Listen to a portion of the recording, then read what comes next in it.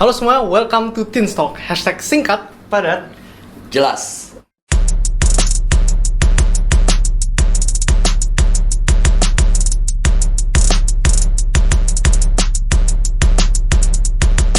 Nah, hari ini kita bakal ngebahas sesuatu yang menarik nih, Tian. Iya. Kita bakal bahas tentang apologetika.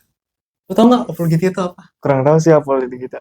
Nah, kebetulan ini kita ada expertnya di sini. Ada yang bisa membantu kita menjelaskan berbagai pertanyaan-pertanyaan apologetika. Tapi sebelumnya apologetika itu berhubungan dengan kita, bagaimana kita mempertahankan pertanyaan-pertanyaan yang mungkin datangnya dari luar, mempertahankan iman kita gitu. Iya. Nah, tapi nanti ini bakal dijelaskan lebih lanjut lagi oleh Musha Tommy, expert kita. Mungkin Musha Tommy bisa introduce diri sendiri. Oke, by the way, saya Musa Tommy, gembala di GKY BSD, ya, dan bersama Yabes dan Tian yang adalah remaja di Sirem di kita ya. Oke. Mungkin untuk pertanyaan pertama bisa langsung oleh Tian. Ya? Oke. Pertanyaan pertama ada, mengapa Kristen satu-satunya agama yang benar? Ya, gimana tuh Mas? Kan ada banyak agama. Ya, Ada Islam, ada Buddha, Hindu. Kita tahu dari mana kalau agama kita yang benar gitu. Oke, pertanyaan yang baik Tian ya, Yabes ya. Musa jadi tiba-tiba keingat ada kalimat berkata ada banyak jalan ke Roma. Ya, jadi ke Roma itu ada beragam jalan. Jadi semua jalan yang bisa buat kita nyampe ke Roma ya. Satu sisi betul, kalau ke Roma ada banyak jalan. Ya, bisa by lewat laut, by plane, ya plane pun mau lewat arah yang mana begitu. By the way, jalan kaki nggak bisa tentu saja ke Roma kejauhan ya. Tapi pertanyaannya, oke, ada banyak jalan ke Roma, kita agree. Tapi pertanyaannya, gimana nih jalan ke surga? Karena bicara mengenai agama kan bicara mengenai realitas dunia yang ada di sana, dunia setelah kematian, ya kan? Jadi itu salah satu subjeknya. Nah, sehingga kalau kita bicara mengenai agama ini kan kemudian kita bicara mengenai realitas diri Allah nih, realitas Tuhan. Siapa yang bisa ketemu Tuhan? Siapa yang bisa kemudian mencari Tuhan? Iya kan? Nah, agama itu kan upaya untuk mencoba bagaimana menjelaskan keberadaan Tuhan. Nah, sehingga kalau kita lihat begitu beragam banyak agama, betul ada agama tuh beragam agama ya. Kristen salah satunya. Tapi mungkin salah satu hal yang sangat membedakan signifikan antara agama Kristen dengan agama lain yang paling pertama adalah kalau agama lain tuh seperti manusia mencoba memformulasikan, mencoba untuk mengenal, mencari tahu mengenai Allah. Tapi kalau Kristen kita bicara mengenai Allah sendiri yang menyatakan dirinya. Ya, jadi ibarat kita mau kenal Allah, ya bisa ada dua cara sih. Atau gini, Yabes mau kenal Musa Tommy, ya maka selalu ada dua cara. Cara pertama adalah Yabes yang coba cari tahu Musa Tommy siapa. Yang kedua adalah Musa Tommy sendiri yang jelasin Musa Tommy siapa. Kira-kira dua itu mana yang lebih akurat? Yabes yang cari tahu atau Musa Tommy yang menjelaskan siapa Musa Tommy? Yabes yang cari tahu sih. Halus misalnya. Kalau jadi begini, pertanyaan mengenai siapa itu Musa Tommy, oke? Bisa ada dua cara setidaknya. Yabes mencari informasi, Tian cari informasi, oke? Yang kedua adalah Musa Tommy yang menjelaskan siapa itu Musa Tommy. Nah, di antara dua cara ini, mana cara yang paling akurat mengenal siapa Musa Tommy? Oh, langsung dari Musa Tommy ya. Betul sekali. Harus Musa Tommy yang jelasin. Nah, sama bicara mengenai kita mau kenal Allah. Ada manusia yang mencoba untuk mencari mengenal Allah, tapi ada Allah yang menyatakan diri sendiri. Mana yang lebih akurat? Allah sendiri yang menjelaskan. Sama kan kayak tadi Musa Tommy. Nah, ketika bicara mengenai agama Kristen, kita percaya dan Alkitab berkata itu Allah sendiri yang menyatakan dirinya. Ya, dan itulah sebabnya nanti dalam perjanjian baru kita lihat Tuhan Yesus dia datang sebagai Allah yang menjadi manusia, memperkenalkan dirinya. Jadi cara mengenal Allah bisa manusia coba cari tahu mengenai Allah, bisa ada possibility benarnya, tapi cara yang paling tepat adalah Allah sendiri yang beritahu, oh ini loh saya Allah seperti begini. Dan itu yang diajarkan dalam iman Kristen. Berbeda dengan agama-agama yang lain. Dan puncaknya adalah di dalam diri Tuhan Yesus. Sehingga kalau ditanya kenapa Musa percaya agama Kristen yang paling benar? Jawabannya karena itu Allah sendiri yang datang jelasin. Ya kita mau kenal Allah kan? Ya sudah. Kalau Allah sudah jelasin, oh itu paling benar. Kenapa mesti dengar si A, si B, si C tentang Allah? Keliru sekali jadinya. Seperti itu kira-kira. Iya, oke. Sekarang pertanyaan begini Musa. Oke lah, ini Tuhan Yesus merupakan gambar penyataan dari Allah gitu. Betul. Tapi bagaimana kita tahu kalau dia itu benar-benar Allah? Kan ini kita tuh ada Injil Sinoptik nih. Ini ada quote dari Bart Ehrman kalau nggak salah. Dia bilang katanya di Injil Sinoptik, di semua Injil kecuali Yohanes ya berarti. Itu mereka nggak pernah ada catatan Yesus berkata dirinya itu sebagai Tuhan gitu. Mungkin ada beberapa orang menganggap dia sebagai Tuhan. Ya. Tapi dia sendiri nggak pernah berkata gitu, aku adalah Tuhan gitu. Betul. Nah, itu seperti apa? Pertanyaan yang baik sih. Jadi sebenarnya adalah begini nih. Definisi mengenai seorang pribadi itu betul bisa pertama adalah dengan dia menyatakan dirinya sendiri. Ya, seperti tadi kalimat Yesus tidak pernah berkata dia adalah Allah, khususnya dalam misalnya Injil Sinoptik. Ya, tetapi dalam Yohanes ada, ya. Ya, tetapi sebenarnya bicara mengenai who is who, bisa kita kenal kan bukan saja dari statement dia bahwa I am God. Tapi apakah Kristus di dalam dia melakukan beragam hal, di dalam dia mengajarkan beragam hal, ada karakteristik-karakteristik yang suka nggak suka orang mengakui dia bukan sekedar nabi, dia bukan sekedar orang yang hebat, ya. Tetapi ini pribadi yang totally different begitu loh. Ya, jadi pengenalan akan Allah itu bukan hanya dari sebutannya. Betul Injil Sinoptik, Yesus tidak pernah berkata secara directly, secara langsung, I am God, gitu loh, ya. Tetapi coba lihat apa yang Yesus lakukan. Coba lihat pengajaran Yesus. Coba lihat mujizat yang dia lakukan. Coba lihat dia bagaimana relasi dengan beragam orang. Dan itulah sebabnya di Sinoptik pun juga mencatat para pemimpin agama itu merasa terancam dengan keberadaan Yesus yang anak muda sebenarnya. Tetapi anak muda yang super excellent nih. Anak muda yang wow, dia memahami kebenaran Taurat, dia melakukan Taurat, dia melakukan beragam hal sehingga orang-orang langsung berkata ini bukan nabi biasa begitu loh jadinya. Ya, dan tentu saja kan bukan hanya Sinoptik. Pembacaan Alkitab yang benar itu kan kita harus belajar keseluruhan. Sehingga tadi betul Sinoptik tidak ada tulis statement begitu, tapi kalau kita melihat Injil Yohanes misalnya, kalimat-kalimat Yesus akulah misalnya. Kalimat yang menunjukkan, dan kata akulah itu harus kita ingat dalam perjanjian lama itu kata yang spesifik. Jadi kalau kalian Tian sama Yabes ingat ketika Tuhan Allah kemudian meminta Abraham memimpin bangsa Israel keluar dari Mesir, ketika Tuhan menampakkan diri kepada Abraham, maka Abraham kemudian tanya, nanti kalau gua ke Israel mereka tanya siapa yang ngutus saya ngomongnya siapa? Nah, di situ pertama kali Allah memperkenalkan nama dirinya dengan kalimat I am that I am. Aku adalah aku, akulah aku. Nah, kalimat ini kalimat eksklusif pertama kali Allah tuh mengintroduce himself. Allah mengintroduce dirinya sendiri itu dengan kalimat aku adalah aku. I am that I am. Nah, kata ini menjadi kata yang eksklusif. Dan kata itu yang di perjanjian baru khususnya di dalam Yohanes itu mengingat pengajaran Yesus dan kalimat I am itu Yesus katakan, dan seakan-akan Yesus merujuk kepada kisah di dalam Keluaran yang menegaskan Yesus adalah Allah.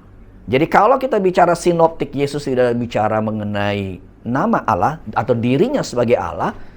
Oke, betul, tidak secara langsung, tapi indirectly dari apa yang dia ajarkan, dari apa yang dia lakukan, menunjukkan bahwa dia adalah Allah.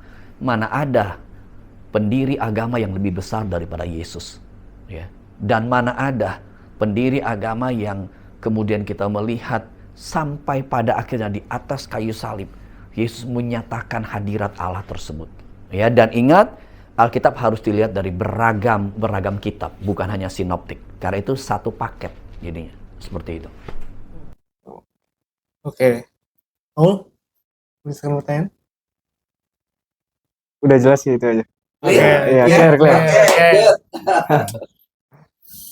Oke, untuk pertanyaan berikutnya, ini sebenarnya lebih ke ranah scientific gitu sih. Soalnya memang zaman kita itu kan makin lama makin punya ilmiah kan. Karena apa ya, kita mau mempersepsi sesuatu itu secara empiris karena seolah-olah itu yang apa yang terlihat seperti itu gitu. Jadi pertanyaan dari banyak orang tuh mungkin zaman ini adalah tentang teori evolusi gitu. Karena memang ini sangat berkembang dari zaman ke zaman, mulai dari Darwin sampai sekarang tuh orang mulai berpikir mengenai teori ini. Dan mereka menganggap bahwa nggak perlu dong seorang pencipta, karena semua hal itu bisa di trace back lagi, datangnya kita dari monyet gitu, terus dari monyet datang dari sel pertama, terus dari sebuah eksplosif gitu. Jadi ada yang menganggap seperti itu, ada lagi yang bahkan menganggap bahwa ya kita sebenarnya dari dulu sampai sekarang udah selalu ada gitu. Jadi untuk apa perlu ada Tuhan gitu ya? Iya. Pasti nggak rasional gitu kan? Ya memang suka nggak suka kita hidup di zaman dimana dari kecil kita akan sekolah. Ya. Dan ketika sekolah, suka nggak suka itu areal berkaitan dengan let's say dunia saintifik lah begitu. Ya. Dan kita sekolah dari SD 6 tahun, SMP, SMA, kuliah begitu. Kita dicecoki dengan sebuah ranah adalah bicara mengenai areal yang benar itu adalah sesuatu berkaitan dengan saintifik. Tapi pertanyaan Musa adalah begini. Apakah realitas kebenaran itu satu-satunya instrumen menguji kebenaran itu hanya saintifik? Itu pertanyaan Musa dulu. Begitu loh. Jadi misalnya nih, Yabes kamu doyan makan apa? Aku udah makan rendang. Rendang. Kamu, Christian? Kangkung. Kangkung, ya. Kalau Musa babi jadinya begitu. Babi panggang misalnya gitu. Sekarang, Yabes kamu suka rendang, Christian suka kangkung, Musa suka babi panggang. Pertanyaannya, definisi kata makanan enak, yang enak itu apa? Rendang, kangkung, atau babi panggang? Subjektif. That's the point. Pertanyaan Musa, ketika Yabes katakan rendang enak, benar nggak? Bener bagi aku.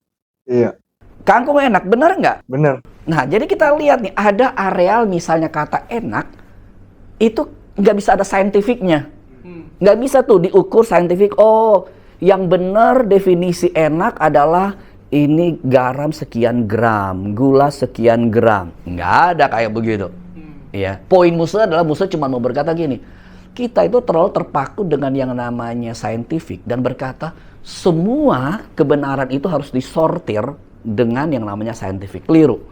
Ya, karena misalnya ada kata enak, kata cantik, kata ganteng. Cantik tuh hidung tinggi berapa senti sih? Lesung pipit berapa sih begitu? Wah, itu nggak ada definisinya.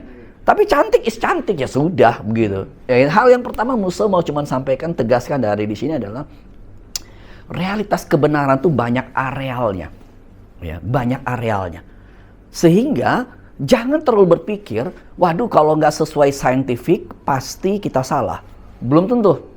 Karena kebenaran tuh banyak areal. Ya. Sekarang kemudian balik kepada bicara mengenai, kan kita bicara mengenai agama nih kan. Kamu bertanya mengenai ini ada teori evolusi mengenai penciptaan dan di counter dengan teori penciptaan di dalam Alkitab, dalam agama. Iya kan? Sekarang Musa kemudian harus balik bertanya lagi begini. Ketika bicara mengenai penciptaan, ini kan bicara mengenai Allah yang menciptakan. Iya kan? Ini sebuah dimensi yang kalau logika otak manusia di sini ini jauh di atas nih. Nah, sehingga disitulah kita berhadapan dengan beragam kesulitan untuk mensinkronis dua hal ini. Cuman memang suka nggak suka, karena kita dunia dari kecil sekolah dan kita berasumsi apa yang diajarkan sains pasti benar. Itu sudah asumsi. Sehingga ketika berbicara mengenai evolusi misalnya, kita langsung berkata, wah ini evolusi paling benar loh. Alkitab salah. Kita langsung berpikir begitu. Padahal apakah benar evolusi pasti benar? Nah, ini question mark. Kita harus belajar evolusi, betul. Tapi apakah karena Darwin ngomong gitu dia pasti benar? Karena kalau kalian coba pelajari dalam sejarah, Darwin dalam akhir hidupnya, ada seorang yang pernah ngobrol dengan dia di Angus, pernah baca tulisan orang-orang penting yang dalam akhir kematiannya. Darwin itu di akhir kematiannya sempat ada seorang yang bertanya, wah Lu itu hebat banget ya dengan teori lu buat spektakuler dunia. Darwin tuh cuma berkata, saya tuh juga kaget loh. Kenapa teori saya tuh bisa jadi heboh begitu? Padahal ini masih bersifat sebuah hipotesis. Ya, kita tahu kan dalam argumentasi berkaitan dengan dunia sains kan harus ada teori. Ya, setelah ada teori ada hipotesis dulu. Dari hipotesis kemudian terbukti bahwa bukti ini sesuai dengan teori ini, baru kemungkinan benarnya itu ada. Nah, sebenarnya ketika bicara evolusi itu baru dalam tataran teori yang bersifat hipotesis. Belum ada eksperimen terbukti di sini. Memang betul, mungkin bisa dikatakan, oh ini ada penemuan tulang belulang loh, Pithecanthropus erectus dan sebagainya. Satu level lapisan tanah di situ. Tapi ingat, lapisan geologi itu juga bergejolak di situ. Sehingga siapa bilang itu tengkoraknya Pithecanthropus erectus itu monyet lah begitu yang growing seperti itu. Nah, jawabannya ini menjadi question mark. Sekali lagi Musa tidak berkata benar atau salah ya, tapi Musa berkata jangan berkata bahwa evolusi pasti benar, karena evolusi pun baru bersifat teori. Dan menariknya begini, kita kerap kali berpikir ya, evolusi itu seperti tadi habis katakan, manusia itu ternyata bukan diciptakan langsung. Ini perkembangan dari sel tertentu, dari berkembang jadi monyet lah, monyet ini dan sebagainya. Sebenarnya keliru sekali ya, Bes. Jadi gini nih, di dalam dunia konsep teori evolusi itu ada yang namanya makroevolusi dan mikroevolusi. Jadi kalau makro itu kan gede ya, mikro itu lebih kecil. Jadi gini, seluruh dunia sains percaya terhadap yang namanya mikroevolusi, tapi makroevolusi enggak. Mikroevolusi contohnya kayak begini. Anjing kampung dinikahkan atau dikawinkan dengan anjing Peking. Anjing kampung dengan anjing Peking. Mereka berdua kemudian disatukan, dikawinkan. Lahirlah, yang lahir adalah campuran anjing kampung sama anjing Peking. Tapi tetap anjing kan? Nggak ada tuh dilahirkan jadinya kodok Peking sama kodok geni. Nggak mungkin. Jadi karena dari jenis yang sama, mereka rumpun yang berbeda dinikahkan, dikawinkan, akan menghasilkan jenis yang sama. Jadi jenis anjing. Ya, tetapi ini bukan anjing Peking, ini bukan anjing kampung, ini anjing campuran lah kira-kira begitu. Tapi tetap anjing, nggak bisa jenis yang lain. Nah, problem daripada teori evolusi adalah makro tadi, loncat. Dari monyet, jadi berkembang, jadi bahkan dari sel tertentu berkembang jadi binatang apalah. Ini loncatan. Nah, kita diajarkan selama itu seperti itu, tapi secara teori nggak mungkin. Ini namanya evolusi makro. Evolusi makro nggak bisa. Tapi evolusi mikro dari jenis anjing A dan anjing B dinikahkan jadilah anjing C. Anjing C dan anjing D dinikahkan jadilah anjing E. Tapi jenisnya sama, levelnya sama. Anjing ke anjing ke anjing ke anjing. Nggak bisa anjing loncat jadi kambing. Kambing loncat jadi apa begitu. Nah, teori evolusi yang selama ini kita pikir dari Darwin itu problemnya adalah apa? Makroevolusi. Dan makroevolusi nggak bisa. Mikro iya. Nah, kalau mikro berarti nggak apa-apa, kita percaya dong evolusi mikro. Karena itu tidak mengganggu kisah penciptaan. Itu kan ibarat kayak orang bule married sama orang Chinese, hasilnya blasteran, kira-kira gitu. Tapi tetap manusia, bukan ciptaan yang lain. Nah, di situ kesalahan teori evolusi. Nah, cukup banyak kita di sekolah kita berpikir evolusi benar, tapi sebenarnya enggak. Ya, dan dalam dunia saintifik juga tahu akan hal itu. Dan harus ingat ya, yang namanya dunia sains menarik sekali. Yang benar sekarang belum tentu 10-20 tahun akan datang benar. Ya. Karena sains juga berubah. Gitu. Cuman kita sudah berpikir kayaknya kalau sains ngomong pasti benar. Nah, itu yang Musa mau merevisi. Konsep itu nggak terlalu tepat sebenarnya. Ya, jadi kalau bicara mengenai evolusi mikro yes, evolusi makro no. Dan evolusi yang selama ini kita diajarkan di sekolah adalah evolusi makro. Dan saintis juga tidak setuju, tidak menerima evolusi makro bisa terjadi. Yang terjadi evolusi mikro. Dan it's okay. Itu tidak bertentangan dengan Alkitab. Nah, berhubungan ini kan masih masa tentang penciptaan. Nah, sebelum masuk ke pertanyaan terakhir, aku mau satu pertanyaan karena ini kayak menggugah banget nih. Soalnya aku membaca buku tuh kemarin dari guru saya tuh ada kasih namanya Sophie's World. Dunia Sophie, dia ada memberikan suatu gagasan bahwa bagaimana kalau misalnya dunia itu selalu ada. Jadi nggak perlu ada apa ya? Tidak perlu ada yang membuatnya gitu. Jadi selalu ada dari dulu sampai sekarang itu karena sudah ada gitu, nggak usah ada yang menciptakan lagi gitu. Itu kadang agak membingungkan juga gitu cara jawabnya. Secara konsep menarik sih sebenarnya.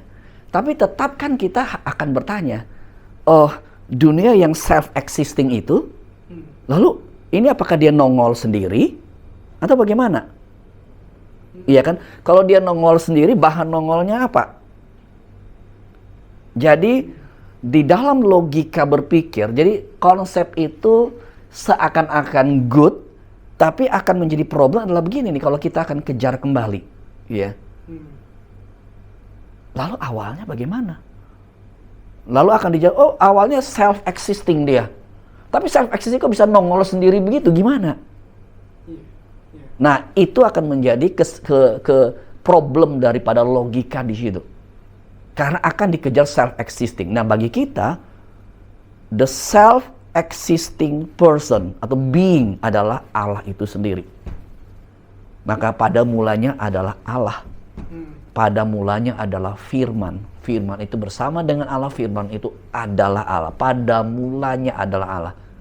Jadi, di dalam sistem logika harus ada yang self-existing tersebut. Tapi self-existing adalah diri Allah sendiri yang bukan dicipta dan dia yang create daripada creation. Tapi kalau tadi Dunia Sophie tadi ketika berbicara mengenai realitas adanya dunia yang self-existing ada pada dirinya sendiri, itu akan menjadi sebuah pertanyaan. Dunia adalah sesuatu yang mati begitu. Bagaimana bisa ada sendirinya? Siapa yang memulai? Selalu pertanyaannya akan muncul gitu. Iya. Kalau ya berbicara juga tentang waktu gitu. Kalau eksperimensi tentang Allah kan berarti dia di luar waktu ya. Betul. Kalau kita ada waktu, ya masa dengan apa kita bisa compare waktu itu, karena kan perlu ada satu antara awalan atau satu tonggak. Kalau misalnya nggak ada ya Gimana gitu waktu. Ya makanya di dalam para filsuf pun ya, mereka yang non-Kristen, mereka kayak misalnya baik Socrates, Aristoteles, mereka begitu. Dalam filsuf-filsuf itu kemudian ada satu istilah yang disebut dengan istilah unmoving mover. Ada seorang penggerak yang menggerakkan, yang memulai semuanya, tapi dia sendiri unmoving. Dia tidak bergerak. Maksudnya, ya dia tuh Allah yang memulai menggerakkan semuanya. Tapi dia nggak gerak, karena kalau dia digerakin, siapa yang gerakin dia lagi? Berarti di balik Allah ada Allah lagi begitu. Nanti ada Allah lagi, nggak ada habis-habisnya. Ya, jadi selalu starting awalnya tuh perlu ada sih, jadinya. Iya. Oke, untuk pertanyaan terakhir, mau komentar? Pada zaman Abraham hingga Musa ada berbagai cerita yang menyerupai cerita penciptaan. Contohnya Marduk dan Tiamat. Hal ini seolah memberi ide bahwa cerita Alkitab atau Yahudi seolah tidak otentik dan kemungkinan mengikuti ide yang sudah beredar. Bagaimana kita menanggapi ini? Oke. Jadi memang benar tuh, Musa mesti ingat ya ketika pertama kali waktu itu Musa ke Belanda, ya. Jadi waktu itu Musa diutus dari sekolah Musa ke Belanda, dan kebenaran pada salah satu hari Musa ada di situ itu kan ya karena Belanda kota Kristen ya. Belanda tuh kota Kristen, di kota kecil namanya Apeldoorn ya. Musa visiting di situ, pertukaran student di situ. Musa ke Apeldoorn di situ tahun 90 berapa tuh, 93, 94 barangkali kira-kira. Nggak tahu kalian udah lahir belum lahir ya. 93, 94. Nah, kebenaran di kota Apeldoorn itu pada satu hari itu ada kayak satu peristiwa mereka menyambut ya.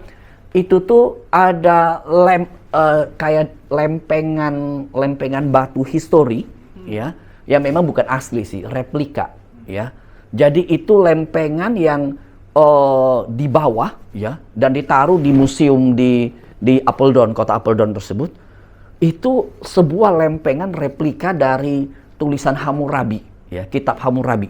Nah, di situ ada kisah creation, Enuma Elish dan sebagainya, dan itu ada tokoh Tiamat, Marduk, itu kan dewa-dewanya mereka lah, ya. Jadi itu memang penemuan arkeologi menemukan bahwa ternyata zaman dulu itu di Greek dan Mesopotamia, Babilonia itu secara arkeologi ditemukan ada kisah-kisah penciptaannya versi orang-orang Mesopotamia, orang-orang Babilonia begitu loh, ya.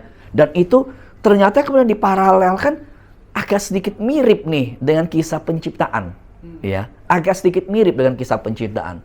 Tetapi kalau tadi kan pertanyaan Tian kan seakan-akan, loh ini seakan-akan kisah penciptaan bukan origin nih. Kayaknya ngikut kisah tersebut. Nah, mungkin sekarang harus pertanyaan balik. Kisah-kisah tulisan Hammurabi itu ditemukan tahun berapa? Apakah setelah kitab creation, kisah penciptaan, atau sebelum? Setelah Musa mereka, ya setelah kan, ini kan berarti kisah, bahkan kisah penciptaan memang betul Musa yang tulis, ya. Tapi ini kan menjadi sebuah kisah yang sebenarnya kan kemudian kita lihat story sebelum di situ. Bahkan ada catatan-catatan yang sangat apa ya? Kalau kemudian kita melihat di dalam sejarah, maka sebenarnya yang Musa lebih melihat adalah begini nih. Jadi konsep-konsep ini lebih terinfluence daripada konsep Taurat, konsep Alkitab, ya, konsep Taurat sebenarnya. Bukan sebaliknya sebenarnya. Ya, jadi itu menjadi sebuah bagian yang kalau kemudian kita melihat ini bisa saling mempengaruhi, itu bagaimana? Itu yang pertama dulu. Yang kedua, menarik sekali kalau kita perhatikan misalnya Enuma Elish dan sebagainya. Kitab itu memang seperti ada kemiripan, ya. Tetapi story-nya itu jelas berbeda, karena kalau di dalam Alkitab, ya, khususnya Perjanjian Lama itu kan bicara mengenai Allah yang single person tersebut, ya. Allah yang create semuanya itu. Ya, dan kalau ini lebih kepada mitos-mitos dewa-dewa yang kemudian ada, dan kadangkala kita mendapati seperti ada antara kuasa kegelapan, goodness and evil, ya. Itu seperti dua power yang sama, ya. Makanya kan kalau kita melihat misalnya di gambar yin and yang, ya, itu kan ada putih dan hitam. Nah, kalau kalian ingat, ini bulat, ya, yin and yang, putih hitam itu komposisinya 50-50 atau di gambar itu, gambar yin and yang, ya, putih hitam tersebut, putih hitamnya itu komposisinya 50-50 atau 70%, 30% atau berapa? 50-50. Kenapa? Karena ada sebuah konsep mengenai goodness and evil itu bisa, power itu bisa saling mengalahkan begitu.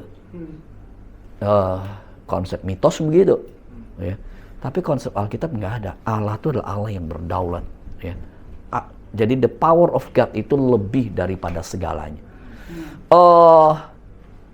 Secara kualitas, ya, secara kualitas daripada kisah creation jauh daripada segala kisah-kisah yang kemudian dicatat tersebut, ya.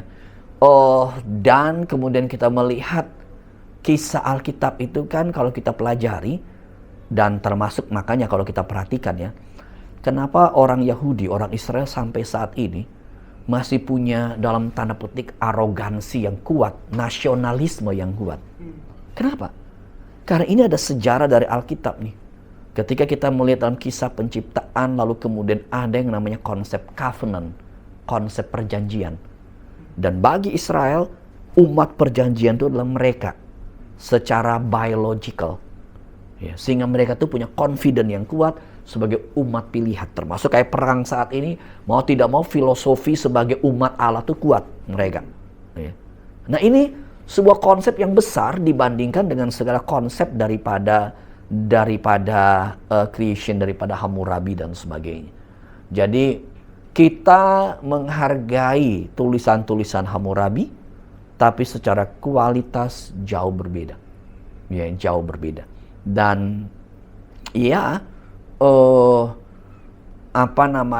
suka nggak suka, kalau kemudian kita lihat kisah-kisah Hammurabi dan sebagainya, Enuma Elish dan sebagainya, suka nggak suka itu ada realitas daripada mitos-mitos yang kemudian berkembang di sana sini, ya. Sehingga bagi musuh ya jelas kita nggak bisa setarakan ya realitas. Oh ya, by the way, kitab Hammurabi, tulisan Hammurabi Stone, bukan kitab, sorry. Hammurabi Stone itu juga kalau kita perhatikan banyak sekali aturan-aturan ya, yang seperti kayak Tauratnya lah begitu. Itu yang sangat detail ya, dan cukup ada related juga sih dengan kitab Taurat, aturan-aturan seperti itu. Dan suka nggak suka ya bisa terjadi saling mempengaruhi satu sama lain, mungkin saja begitu ya. Tapi Alkitab adalah Alkitab adalah firman Allah. Kalau kitab Taurat penjelasan yang lain bisa saja mungkin pengaruh culture dan sebagainya, itu mungkin ya. Tapi kisah penciptaan menurut saya kisah Alkitab jauh lebih menjadi bagian yang punya tingkat kualitas yang sangat berbeda dengan kitab-kitab tulisan-tulisan daripada culture yang ada dari Mesopotamia ataupun dari Babylon. Tapi kita hargai ya, bukan kita tidak pelajari, kita hargai itu, dan yaitu culture kan, itu budaya. Bahkan kalau kita perhatikan, makanya Musa kan pernah berkata ya, kalau kita perhatikan ya culture, kita nggak bicara Kristen ya. Kalau kita perhatikan culture ya, kayak termasuk misalnya kita dari background Asia misalnya, dengan tulisan-tulisan Konghucu dan sebagainya, Mencius, wah kita akan kaget, brilian banget orang-orang ini ya. Kita hargai itu.